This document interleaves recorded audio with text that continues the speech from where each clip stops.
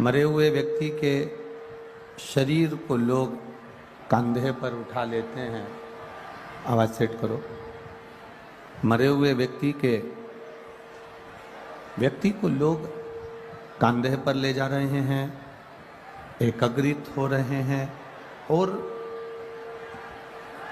वहां सहानुभूति भी दिखा रहे हैं।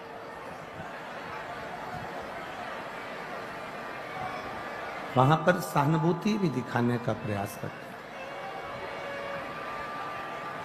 शिव कथा कहती है जैसे किसी के मरने के बाद लोग एकत्रित होते हैं, उसको कंधे पर उठाते हैं, उसको लेकर जाते हैं, कंधे पर उठाते हैं, उसको लेकर जाते हैं, उसकी सहानुभूति वो दिखाने का कार्य करते हैं। पर शिव महापुराण की कथा एक बहुत सुंदर बात कहती है कि किसी के मरने के बाद आपने उसको कंधे पर उठाया, बीच में से रास्ता दे दिया उसको जाने के लिए, उसके लिए मार्ग सुलभ कर दिया, उसके लिए राह बना दिया, उसके लिए रास्ता दे दिया, या उसको एकत्रित होकर संभाल कर कंधे पर रखकर उसको शमशान तक लेकर भी चलेगा। शिव महापुराण की कथा एक बड़ी सुंदर बात कहती है कि ये अगर मरने के बाद हम उसे कंधा दे रहे हैं, मरने के बाद उसको सहानुभूति दे रहे हैं, मरने के बाद उसको सहयोग कर रहे हैं, मरने के बाद हम एकत्रित होकर उसके लिए, उसकी आत्मा के लिए कामना कर रहे हैं, प्रभु से प्रार्थना कर रहे हैं, भगवान से विनती कर रहे हैं, तो क्यों ना मेरे देवादिदेव महादेव की कथा कहती है कि अगर वो जिंदा है, वो जीवित है, और जब तक वो अपने कर्म में लगा हुआ है, जीवित है, अपने कार्य में व्यस्त है, हम मरने के बाद भी तो उसको सपोर्ट करते हैं, हम मरने के बाद भी तो उसके कंधा देते हैं जब वो जिंदा रहे, और कहीं उसको अपनी जिंदगी में आपकी जरूरत पड़े तो मरने के बाद नहीं, शिव पुराण कहती है जीते जी सहयोग देने का प्रयास किया जाए। जीते जी किया। जब हम किसी भटके हुए व्यक्ति को, जिसने मार्ग से विचित हो गया, मार्ग छोड़ दिया, मार्ग से निकल कर चले गया, वो मार्ग उसको नहीं मिल रहा है, हमने उसको मार्ग दिखाया है, तो उसमें हमारी श्रेष्ठता है, उसमें एक हमारा एक आनंद है। शिव महापुराण की कथा करती क्या है? शिव महापुराण की कथा करने का कार्य क्या करती है कि ये भटके हुए को मार्ग दिखाने का कार्य करती है। अगर कोई मार्ग से भटक रहा है, कोई मार्ग से विचित्र हो रहा है, तो ये शिव पुराण उसको मार्ग पर लाने का कार्य करती है। हम कितनी बड़ी कामना करते हैं, धर्म की कामना करी कि विश्व का कल्याण। हम एक कामना करते हैं कि पूरे विश्व में शांति हो, पूरे विश्व का कल्याण हो, पूरे विश्व में शांति का माहौल हो, हर जगह पर शांति बनी रहे, विश्व का कल्याण हो जाए और विश्व में शांति बनी रहे। पर एक विचार करिएगा अपने भीतर, एक अनुभव अपने अंदर उतारिएगा, एक विचार अपने अंदर उतारिएगा। हम हमारे घर में 8 लोग रह रहे हैं, 7 लोग रह रहे हैं, 6 लोग रह रहे हैं, 4 लोग रह रहे हैं, हमारे भीतर हम कमा खूब रहे हैं, हम संपदा लाभी बहुत रहे हैं, 2-2, 3-3 दुकानें हम चला रहे हैं, 2-2, 4-4 व्यापार कर रहे हैं, बिजनेस कर रहे हैं या नौकरी कर रहे हैं, तो नौकरी के बाद भी हम साइड का कोई बिजनेस कर रहे हैं, कमा रहे हैं, पर हमारे भीतर वो शांति क्यों नहीं है? हमारे भीतर वो सुख का अनुभव क्यों नहीं है?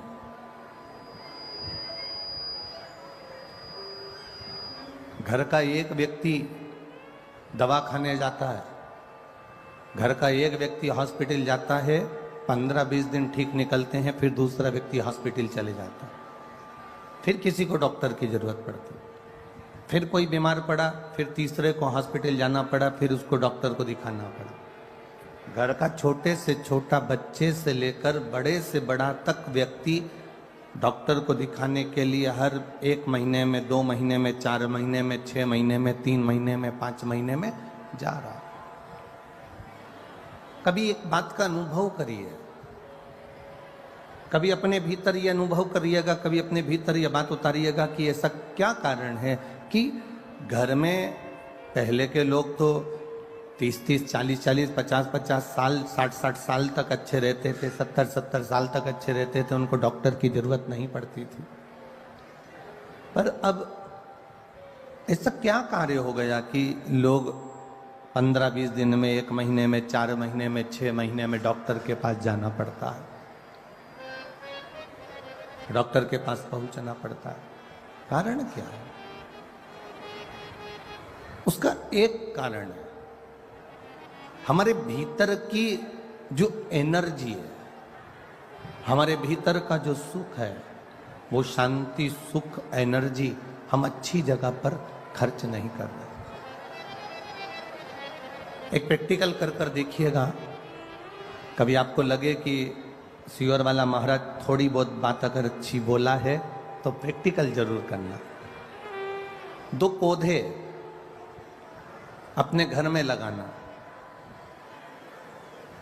2 पौधे घर में लगाना, एक पौधे में पानी देना तो कुड़ कुड़ के देना, बस मेरे को ही पानी देना है, मैं ही करूं ये सारा काम और कोई नहीं कर सकता, और मैं क्या फालतू बैठी हूं जो पेड़ पौधे में पानी देती रहूं। कुड़ कुड़ के एक पौधे में पानी देना, और दूसरे पौधे में पानी देना तो बड़े प्यार से देना, कितना अच्छा पौधा है, जब बड़ा हो जाएगा ना तो इसमें फूल आ जाएंगे, बड़ा अच्छा लगेगा। दूसरे पौधे में जब पानी देना तो प्रसन्नता में देना, एक स्नेह के साथ, एक प्यार के साथ, एक प्रेम के साथ दूसरे पौधे में पानी दीजिए। एक पौधे में पानी देना तो थोड़ा कुड़ कर, थोड़ा क्रोध कर कर, थोड़ा गुस्सा कर कर, थोड़ा चिड़चिड़ कर कर, और दूसरे पौधे में पानी देना तो थोड़ा प्रेम रखकर, थोड़ा स्नेह रखकर, थोड़ी वात्सल्यता, थोड़ी करुणता रखकर।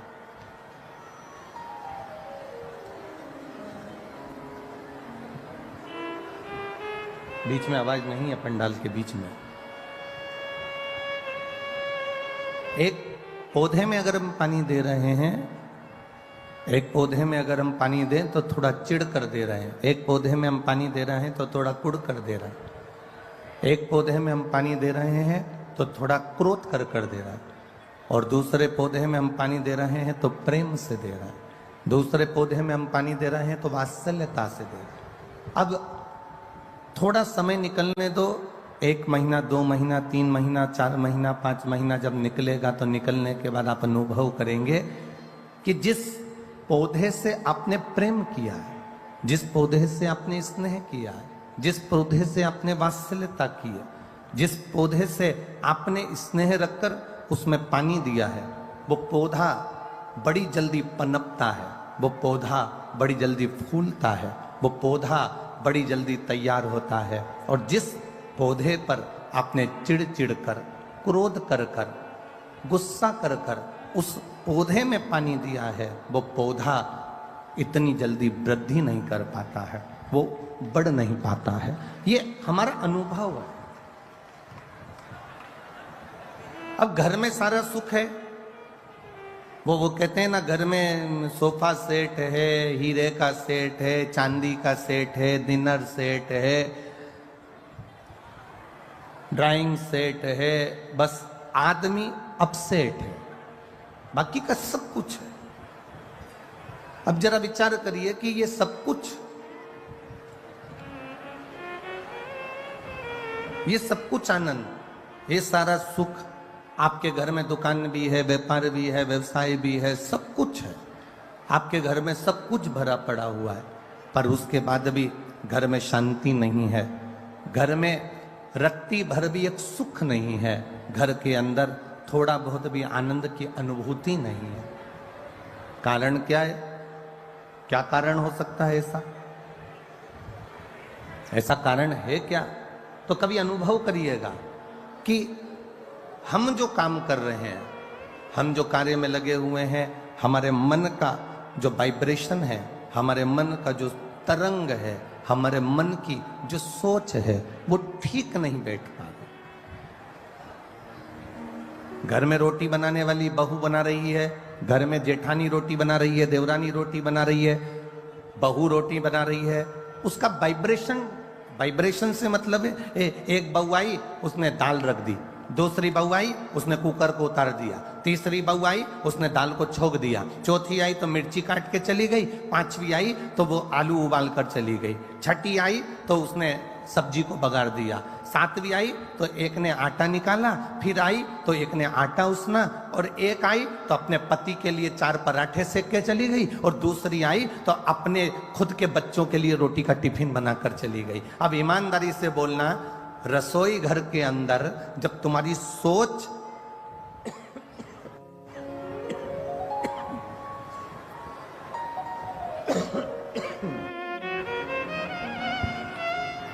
रसोई घर के अंदर जब तुम्हारी सोच ठीक नहीं है, रसोई घर के अंदर जब तुम्हारे विचार ठीक नहीं है, रसोई घर के अंदर जब तुम्हारी बुद्धि ठीक नहीं है, भोजन बनाने वाली बहुएं, बेटियां, माताएं जब भोजन बना रही हैं तो उनकी सोच केवल अपने पति को अच्छे पराठे खिला दूं, अपने बच्चों का अच्छा टिफिन बना दूं, दूसरे का मैं ऐसा काम कर दूं, और कोई ने आटा उसना, किसी ने दाल रखी, किसी ने दाल बगारी, किसी ने आलू उबाला, किसी ने खिचड़ी छोकी, ये भटकाया।